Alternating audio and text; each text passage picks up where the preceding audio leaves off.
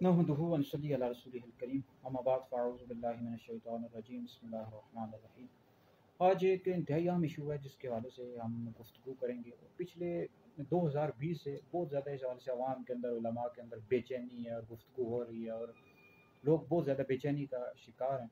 तो इस हवाले से हमने मुनासिब समझा कि इस हवाले से हम चंद निकात चंद बातें इस हवाले से सामने रखें।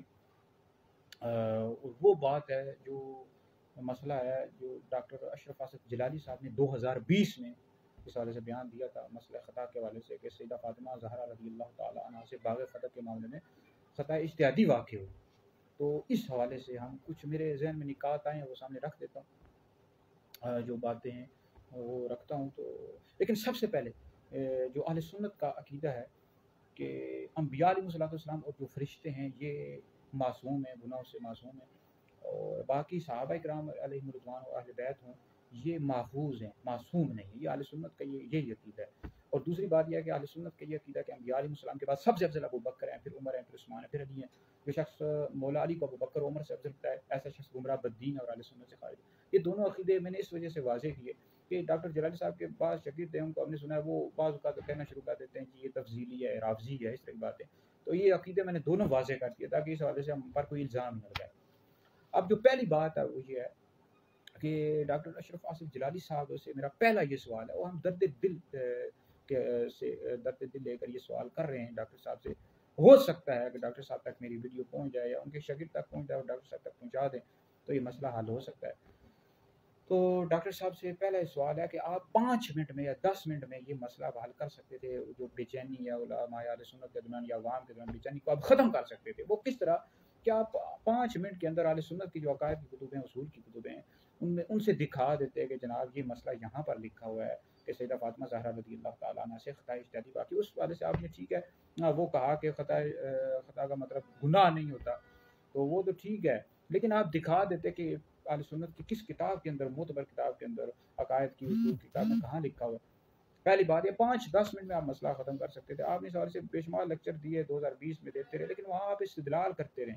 आपने सराहतन अहले सुन्नत की किसी भी अकायद की कुतुब से, उसूल की किताब से नहीं दिखाया। इसी वजह से तो बेचैनी है। ये तो इस हवाले से आपको गौर करना चाहिए। जैसे ये जो मसला है कि मौला अली मुर्तज़ा रज़ी अल्लाह ताला अन्हु हक़ पर थे, अमीर मुआविया रज़ी अल्लाह ताला अन्हु से ख़ता इज्तिहादी जंग सिफ़ीन में खून उस्मान सैयदना उस्मान गनी रज़ी अल्लाह ताला अन्हु के क़िसास के मामले में इसे ख़ता इज्तिहादी वाक़या हुई। ये अहले सुन्नत की अकायद की कुतुब में लिखा हुआ है और दीगर भी हमारे काबिर उलमा ने लिखा है। अल्लामा इब्न हजर ने लिखा है, फ़तहुल बारी में अल-बिदाया व निहाया मौजूद है। आला हज़रत ने फ़तावा रज़विय्यत नंबर 10 में लिखा है, फ़र्क़ मरातिब बेशुमार हक़ बदस्त हैदर करार कि हक़ मौला अली मुर्तज़ा रज़ी अल्लाह ताला अन्हु के साथ अमीर मुआविया रज़ी अल्लाह ताला अन्हु से ख़ता इज्तिहादी वाक़या हुई।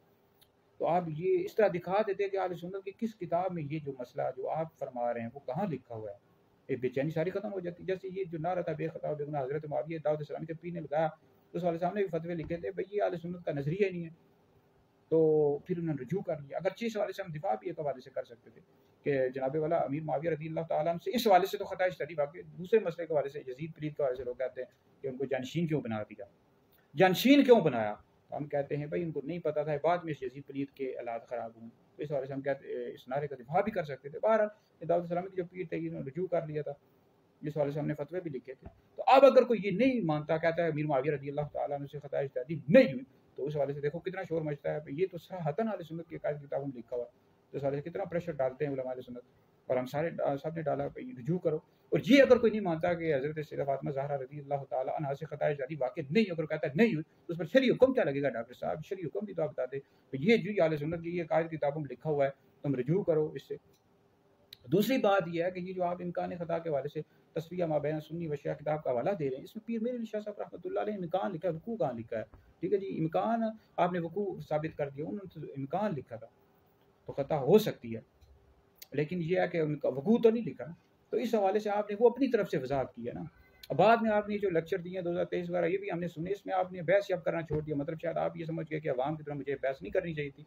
अवाम के अंदर शोर शराबा मचता है, बेचैनी होती है, फिर फितना फसाद होता है। तो तीसरी बात ये है कि जो जिस तरह वज़ीर आज़म होता है ना, उसके जो मुशीर होते हैं उसको मरवा देते हैं, इस तरह जो किसी उस्ताद के शागिर्द होते हैं वो भी उसको मरवा देते हैं। आप ये शागिर्द हैं, अगर किसी आलिम सुन्नी आलिम दीन को किसी को राफ़ज़ी कह रहे तो इस तरह नहीं करना चाहिए। आप अपने शागिर्दों को भी समझाएँ कि इस तरह ना करो भाई, हर एक के साथ बहस करना शुरू कर देते हैं, किसी को तफ़ज़ीली, किसी को नाज़िबी, किसी को राफ़ज़ी, इस तरह ना करें। ہم تو درد دل کے حوالے سے باتیں کر رہے ہیں کہ ہمارے دل کے اندر یہ ہے کہ آپ اہل سنت کے بڑے عالم دین تھے، آپ متنازع بن گئے، فائدہ کو نہیں ہونا، یہ کوئی اہل سنت کے عقیدے کا مسئلہ تو ہے نہیں۔ اور پھر جو خلفائے راشدین ہیں آپ اس حوالے سے اقوال بھی دکھا رہے ہیں، لیکن صراحتاً جو اہل سنت کی کتاب ہے وہ آپ دکھائیں۔ کیا خلفائے راشدین نے کب کہا حضرت ابوبکر، حضرت عمر، حضرت عثمان، حضرت علی، اگرچہ اس حوالے سے آپ تفسیر کبیر کے حوالے سے اقوال بھی دکھا رہے ہیں، لیکن صراحتاً اہل سنت کی کتابوں سے دکھائیں۔ یہ چند سوالات ہیں، ہو سکتا ہے ڈاکٹر صاحب تک کہ میری ویڈیو پہنچے تو میری آپ سے گزارش ہے، یہ ہم اس حوالے سے کہہ رہے ہیں کہ صراحتاً آپ اہل سنت کی عقائد کی کتابوں سے دکھائیں تاکہ بے چینی ختم ہو جائے۔ تو اس حوالے سے علمی بحث ہو سکتی ہے، خطا اجتہادی ہوئی یا نہیں ہوئی، علمی بحث ہے، لیکن آپ صراحتاً دکھائیں تاکہ بے چینی ختم ہو۔ اور میری ویڈیو اگر کوئی سنے ڈاکٹر صاحب تک پہنچا دے، تو ڈاکٹر صاحب سے گزارش ہے، ان کے شاگردوں سے گزارش نہیں ہے، ڈاکٹر صاحب سے گزارش ہے کہ آپ وضاحت کریں۔ یہ میرے 3-4 سوالات ہیں۔ اللہ تعالیٰ میں اہل سنت کے عقیدے پر قائم رہنے کی توفیق اور مدد عطا فرمائے۔